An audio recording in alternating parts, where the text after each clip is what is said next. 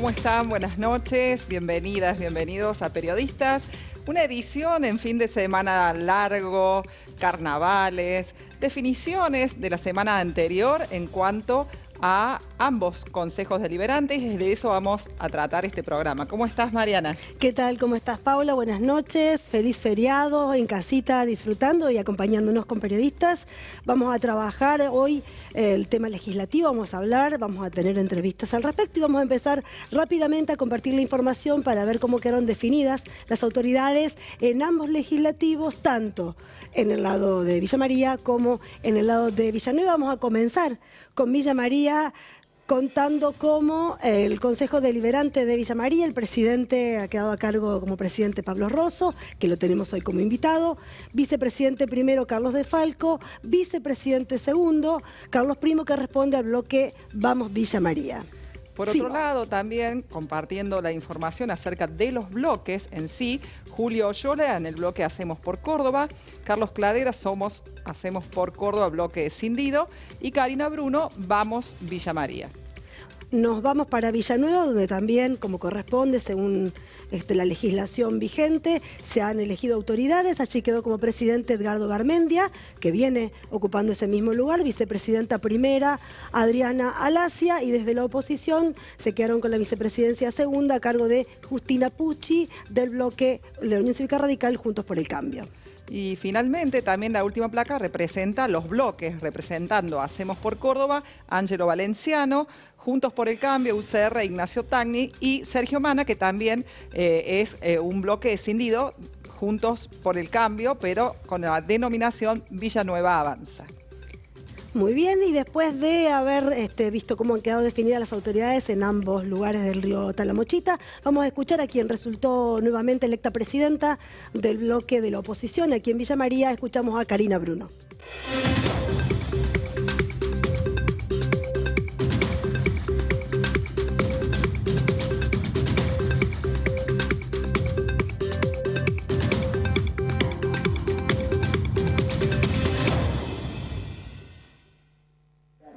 Nosotros seguir consolidando un trabajo que creo que en 2 años venimos transitando, mostrando, digamos, coherencia más allá de los matices, pero básicamente siempre proponiendo alternativas, no solo en las propuestas que hacen desde el oficialismo, sino propias. Y nuestro desafío es seguir consolidando en función de un proyecto de gobierno de ciudad que se va a venir a discutir en el 23. Así que consolidar eso y superar estas diferencias que cada día desde el comienzo hasta hoy la hemos transitado mucho mejor, pensando en el futuro, ¿no? Pero sin perder de vista nunca que debemos tener de cara a la gente las respuestas, no anticipando las discusiones dirigenciales. Ese es el desafío, y creo que lo venimos transitando bien estos 2 años y creo que lo vamos a consolidar más en el tercero. Si no pasa a ser lo prioritario, lo va a dificultar.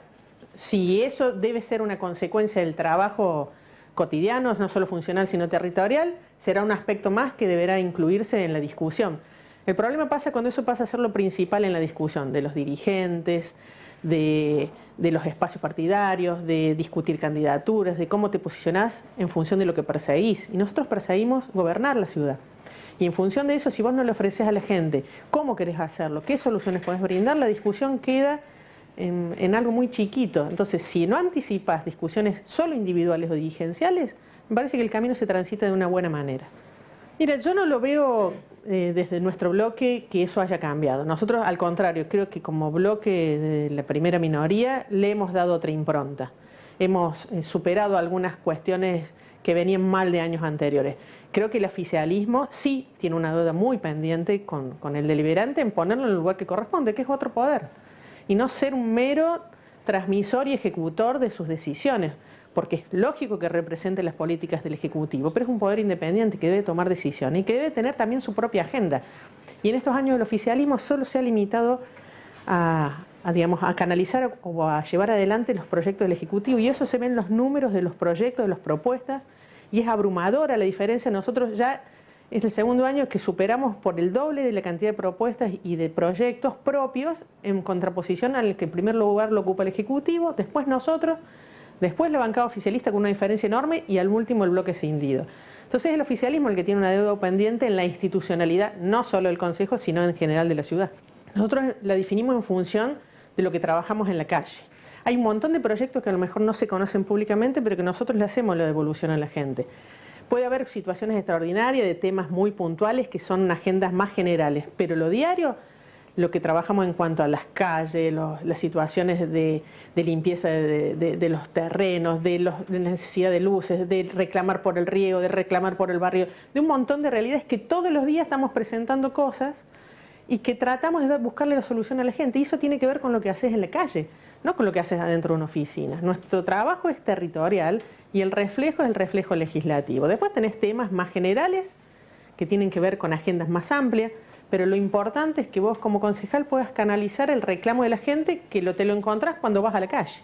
Bueno, el oficialismo viene hace rato, ahora hay una cuestión circunstancial ahí que una de las mujeres que estaba va a tener transitoriamente un paso al costado, pero si vos analizás los gabinetes también hay una falta de presencia femenina. Entonces, esto es general y no es solamente para la política, sino para las instituciones, para las dirigencias de todo tipo, gremial y demás.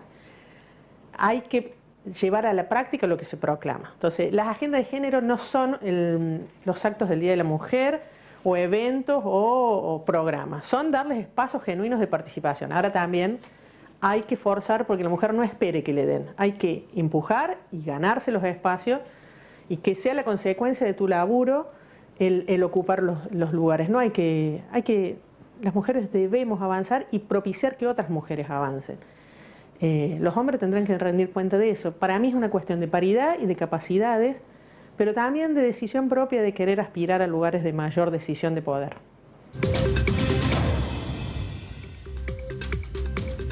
Escuchábamos a la concejal Karina Bruno, decíamos nuevamente autoridad del bloque de Juntos por el Cambio, le agradecemos su participación en Periodistas y también el agradecimiento para Pablo Rosso, presidente del Consejo Deliberante. ¿Cómo estás? Buenas noches, Pablo, Buenas bienvenido. Noches. Un gusto estar con ustedes acá.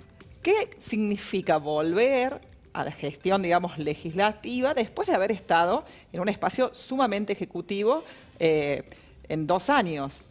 Sí, la verdad, lo mencionábamos, ¿no? En mi caso, la tercera vez que soy electo presidente del Consejo Deliberante, pero esta vez con la misión definida en el Consejo, no para sustituir a un intendente en uso de licencia y por lo tanto, después de ser electo presidente, tener que ir al Ejecutivo, volver a ese lugar y recibir el acuerdo de todos los bloques para estar nuevamente como presidente del Consejo. Primero una satisfacción y ahora sí con la cabeza bien dirigida y puesta a lo que tiene que ver con la tarea legislativa, que las personas que venimos del ámbito universitario sabemos que a los roles de decano, de rector, le siguen en jerarquía el trabajo en los consejos directivos, en los consejos universitarios, y es donde la participación y las opiniones desde distintos puntos de vista se convierten en proyectos para hacer el proceso de funcionamiento institucional que en este caso una ciudad necesita. Te toca presidir un consejo deliberante, bueno, por un lado la oposición y por otro lado un oficialismo al cual vos perteneces, que tiene sus internas o que ha quedado evidenciado, al menos en la decisión de uno de los bloques, algunas diferencias. ¿Cómo crees que puede pendular la interna del oficialismo en la actividad legislativa? Soy optimista por naturaleza y creo que la diferencia de conceptos que, como bien la definís, hablando dentro de nuestro frente partidario, donde el peronismo es la columna vertebral de ese frente, nosotros tenemos dirigentes de peso, de trayectoria en la ciudad, que por supuesto han tenido trascendencia a nivel provincial, a nivel nacional. Eso nos marca como una ciudad. También lo ha distinguido en algún momento la Unión Cívica Radical, una ciudad histórica como es Villa María en el trabajo político de la Argentina. Y hoy nos toca a nosotros saber interpretar que esas diferencias no tienen que manifestarse en temas que son de importancia para la gente. Creo que poner a veces el pensamiento de los dirigentes o de los equipos de esos dirigentes por encima de las necesidades de la gente puede llegar a ser el error que necesita institucionalmente nuestro Consejo Deliberante para funcionar, para ser capaz de tener unas normas actuales, unas normas que piensen en los paradigmas que se están imponiendo en el mundo después de la pandemia, ahora con la situación de este conflicto bélico en Europa, nos tiene que hacer a todos convocarnos a una mesa donde los trabajos legislativos van a ser muy importantes para las generaciones que vienen. Está bien, reformulo la pregunta. Entonces, vos pensás que para adelante la interna no va a generar obstáculos. Si bien estabas en el Ejecutivo, ¿el Consejo significó algún tipo de obstáculo con sus internas en lo que pasó, en tu función allí? En los 2 años que nosotros tuvimos, por supuesto que no contar con lo que uno denomina quórum propio o mayoría absoluta para el envío de proyectos de ordenanza del Ejecutivo para poder llevar adelante distintos tipos de actividades. Siempre es un tema que te obliga a pensar la estrategia de manera diferente. Hoy, en el lugar que estamos y como largamos el año, soy optimista y sé que no nos vamos a dejar atrapar por esa interna porque es importante trabajar para la ciudad que tanto queremos, que tanto nos enorgullece, que tanto nos distingue como faro en esta región de la provincia y de la Argentina, y vamos a trabajar en ese sentido, priorizando las necesidades de la ciudad, priorizando las necesidades de la ciudadanía y dejando tal vez los intereses dirigenciales para una segunda plana. Pablo, con relación a esto que lo planteaba recién Bruno y que tiene que ver con la tarea legislativa, lo decías vos recién, esto de pensar y tener iniciativas propias y no solamente acompañar los proyectos que vienen del Ejecutivo, que es una realidad en todos los órganos legislativos, ¿no? No solamente en el Consejo Deliberante de Villa María, pero ¿cuáles son esos objetivos, esos desafíos para pensar Villa María como ciudad-región, como conglomerado con Villa Nueva, que sin dudas van a tener que estar presentes en esas ordenanzas? Yo primero siempre referenciar que este tipo de ciudades, desde el punto de vista de las normas, son ciudades que están adelantadas respecto de otras localidades o de la misma provincia o de la Argentina. Pero a pesar de eso, los paradigmas nos están indicando una nueva metodología de vida en lo que viene. Tal vez fuimos pioneros en hablar de gobierno abierto o de bases de datos abiertas, pero hoy la ciudadanía en sí, porque uno apunta generalmente a los jóvenes a decir que ellos son grandes usuarios de las tecnologías con acceso rápido a los datos y tenemos que atrevernos no solo a darle los datos, sino también a compartir estos nuevos paradigmas que te decía, pensar en el ambiente, pensar en cómo nos empezamos a hacer cargo de los problemas que tenemos en la ciudad, en el tema, por ejemplo, del tránsito, por ejemplo, en el tema de los servicios, que es función del Poder Ejecutivo llevarlos adelante y que, por supuesto, si nosotros no escuchamos el pensamiento de la gente, si nosotros no lo convertimos en una norma y no somos capaces de interactuar con el Poder Ejecutivo en el rol que tenemos como legisladores, creo que desperdiciamos la gran oportunidad que nos dieron los ciudadanos y las ciudadanas de la ciudad con su voto para que los representemos.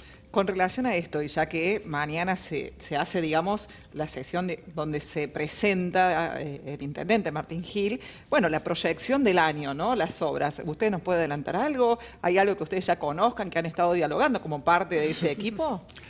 Por supuesto que nosotros sabemos cómo viene diagramada la agenda del Ejecutivo, sabemos que también han pasado estos primeros 45, 60 días del retorno de nuestro intendente y cómo el paso de esos días ha ido generando sobre la gestión su propia impronta y cómo el proceso de obras también y abandonando, gracias a Dios, ese foco que la pandemia nos hizo tener en salud, esa agenda que permanentemente lo tenemos en salud. Creo que va a ser un año donde la educación, la cultura, el deporte, sumado a las obras, se empiezan a hacer en los ejes de un gobierno, ahora nada menos y nada más que encabezado por el intendente electo de los villamarienses, con esta gran noticia que tuvimos a mediados del año pasado de cómo Villa María empieza a generar de sus residuos un compromiso de todos.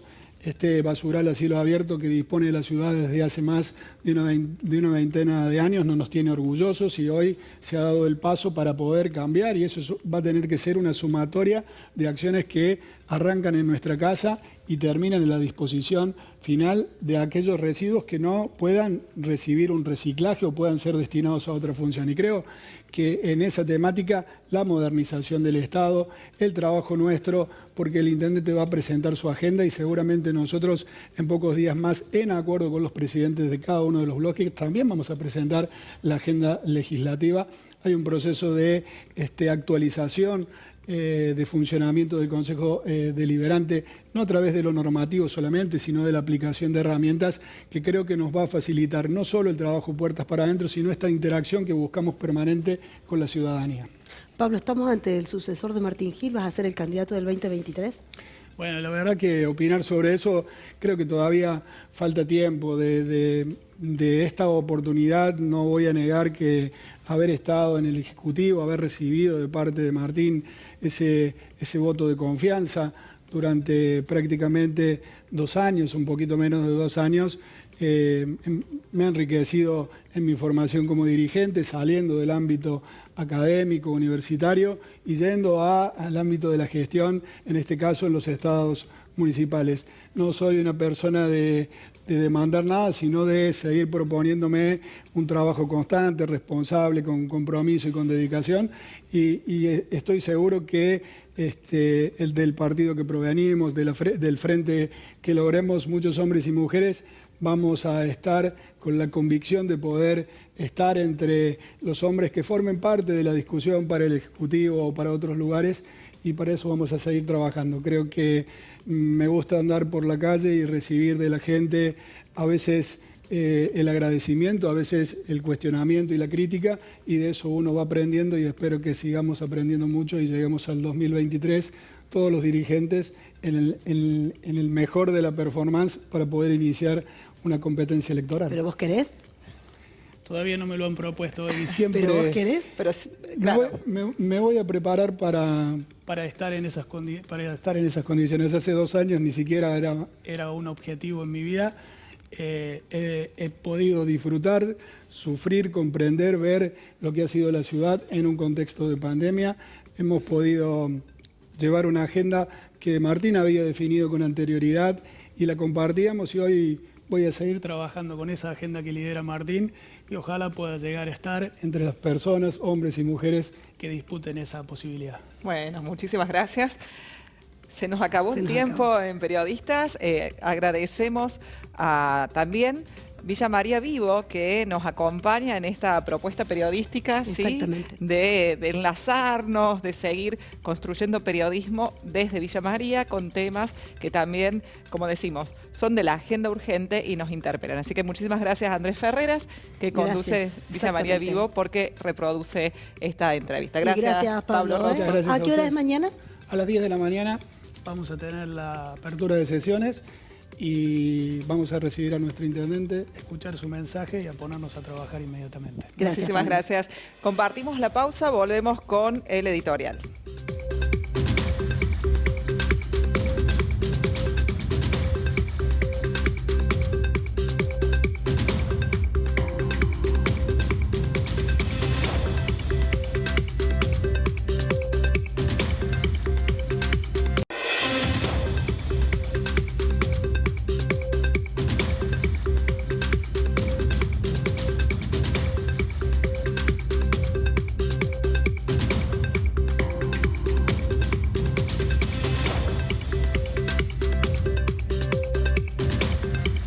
En noviembre decíamos que ya las escuderías estaban calentando sus motores, y en este sentido, hablando de Villanueva, ya la semana pasada aquí en Estudios Natalio Graglia acompañó la posibilidad de que sea su hermano, Franco Graglia, a continuar, digamos, en el Poder Ejecutivo en caso de que surja el acuerdo.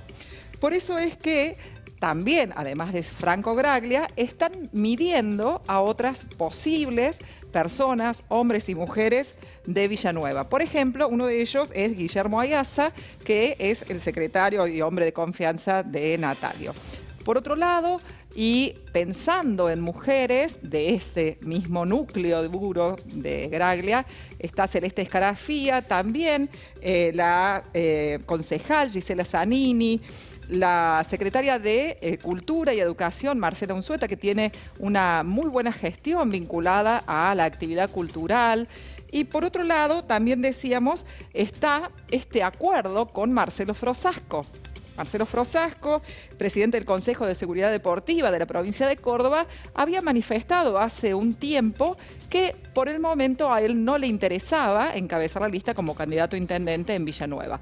Pero también están las figuras de Guillermo Cabañero y de quien resultó electa, Adriana Alacia, en las elecciones para conducir el bloque en Villanueva. Por otro lado, tenemos también todo lo vinculado a Juntos por el Cambio. Decíamos, Sergio Mana, del bloque escindido, que está representando de una manera al juecismo, pero hay otro juecista que también es uno de los primeros que adhirió, como David Ruiz, de Cáritas Diocesana de Villanueva. Y por otro lado, las figuras del radical, digamos, el más radical de todos, podríamos decir, como Ignacio Tagni, y de Justina Pucci. Todo esto se está reformulando, como bien decíamos, y que ha quedado expresado esas intenciones en las autoridades del Consejo Deliberante de Villanueva. También mañana Natalio Graglia va a dar el discurso de apertura de sesiones ordinarias. Y por otro lado, decíamos, tiene que ver con cómo este año va a dejar allí los motores encendidos en vistas al 2023. Aquí en Villa María también lo charlábamos recién con Pablo Rosso y después de una larga previa que duró 7 horas, el jueves finalmente hubo fumata blanca y el Consejo Deliberante pudo parir autoridades, con Rosso manteniendo la presidencia. Allí no estaba dada la discusión, sí en la vicepresidencia primera que finalmente quedó en manos de Carlos de Falco. La presidencia del bloque oficialista quedó para Eduardo Oyola, hubo allí un nuevo voto de confianza hacia Oyola. Cabe recordar que tanto Oyola como de Falco, en oportunidad de las elecciones de medio término, esto es a mediados del año pasado, estuvieron jugando más del lado de la lista que respondía al gobernador Schiaretti y Eduardo Castelo, que aquella lista que proveniente con una línea directa con Nación llevaba al propio Martín Gil, al propio intendente local, como candidato. A pesar de eso, parece que todo eso quedó en el olvido, borrón y cuenta nueva. Otra vez un albergue dentro del bloque y Oyola finalmente con la presidencia, más después del paso al costado que, si bien ya lo anunció, formalmente lo va a dar mañana. Estoy hablando de la concejal Verónica Vivó, quien, como ustedes sabrán, se encuentra imputada por un delito de instancia privada. Vivó mañana, después de que se haga la apertura formal de sesiones, va a pedir licencia en el Consejo Deliberante. Esto va a significar que nuevamente Paula Mioso ocupe una banca en su reemplazo. Como decíamos, esto por el lado del oficialismo, por el lado de la oposición, la resolución de las autoridades fue mucho más rápido. De todas maneras, también podemos hablar de internas. Se lo preguntábamos a Karina Bruno hace un ratito, porque es un bloque que suele no votar en forma compacta. De hecho, para elegir a las autoridades de la presidencia del Consejo Deliberante, los 3 ediles, las 2 mujeres y Carlos Primos, que responden más al PRO, votaron, acompañaron la elección de Rosso, mientras que los ediles más cercanos al radicalismo, que tienen origen radical, esto es Caroni y Romeo Benzo, prefirieron abstenerse ante esta situación. Diferencias marcadas, uno espera que no sean estas diferencias hacia el interior de los distintos bloques los que marquen el año legislativo, sino que finalmente prioricen la cuestión legislativa por sobre las cuestiones partidarias y que pueda hacer que el Consejo Deliberante recupere esa iniciativa que por allí se desdibujó bastante en estos 2 primeros años de gestión, de esta segunda gestión de Martín Gil. Por lo pronto, es mañana apertura de sesiones en el Consejo Deliberante y allí se comenzarán a poner nombres e identidades a los distintos proyectos que van a marcar cuanto menos esta primera mitad de año legislativo. Así que a prepararse porque va a haber mucha información en las próximas jornadas. ¿Nos vamos? Nos vamos, Mariana. Agradecemos, como es habitual, a Mónica Mistraletti, a Erika Fecia y también a Judith y a Laura de Lilou, que nos acompañan. Y, por supuesto, pedirles que también sigan en las redes sociales de UniTV y las repeticiones jueves y domingos, hora 21:30. Exactamente, y también en redes sociales periodistas.bm, nuestra propia red. Gracias.